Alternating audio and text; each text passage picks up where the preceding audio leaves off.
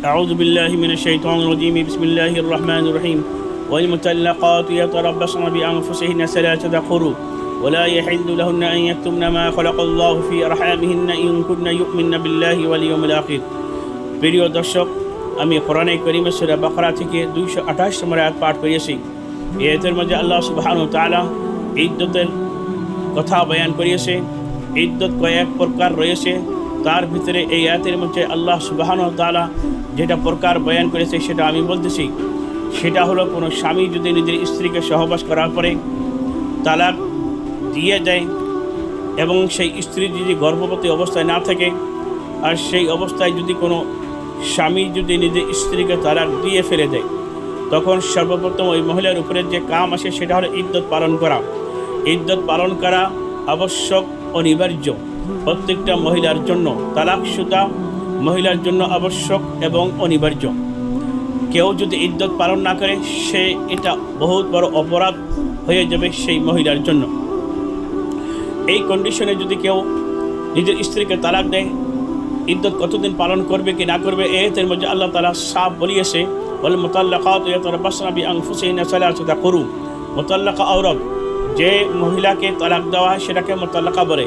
সেই মুতাল্লাকা মেয়েদের জন্য কতদিন ইদ্দত পালন করা হবে সেটা বলেছে 3টি মাসিক পূর্ণাঙ্গ করতে লাগবে।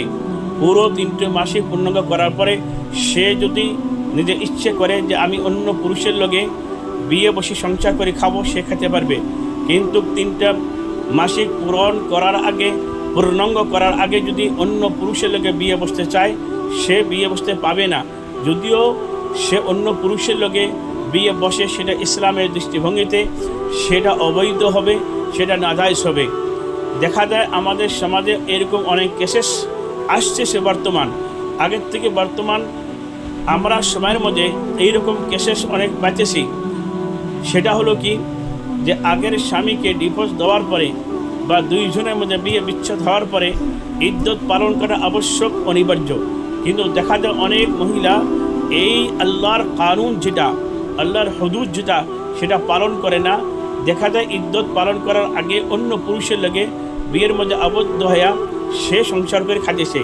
এটা ইসলামের দৃষ্টিতে এটা নাজায়েজ এবং বিয়েটাই অবৈধ হিসেবে থাকবে, মৃত্যু পর্যন্ত থাকবে।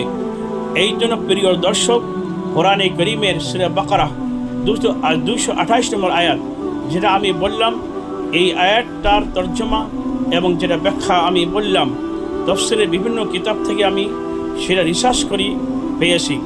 ইদ্দত কয়েক প্রকার রয়েছে। এটা হলো মুতাল্লাকা মহিলার ইদ্দত। আরেকটি ইদ্দত আছে, আরও আয়াত আছে, সেটা হলো 234 নম্বর মধ্যে আছে এই সূরা বাকারার মধ্যে। ইনশাআল্লাহ এরপরে ভিডিওতে আমি ওই কন্ডিশনে ইদ্দতের কথাও বলবো। আপনি আমাদের এই ভিডিওটা যদি ভালো লাগে আগে শেয়ার করে দেবেন এবং সাবস্ক্রাইব করবেন। ইনশাআল্লাহ সওয়াবের নিয়তে আল্লাহ তাআলা অনিবার্য আপনাকে জাযায়ে খায়র দিবে।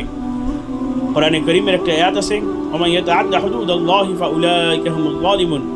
যারা আল্লাহর কানুনকে ওভারটেক করবে, অমান্য করবে, আল্লাহ তাআলা সেই ব্যক্তিকে বলিয়েছে এই ব্যক্তিরাই হলো জালেম।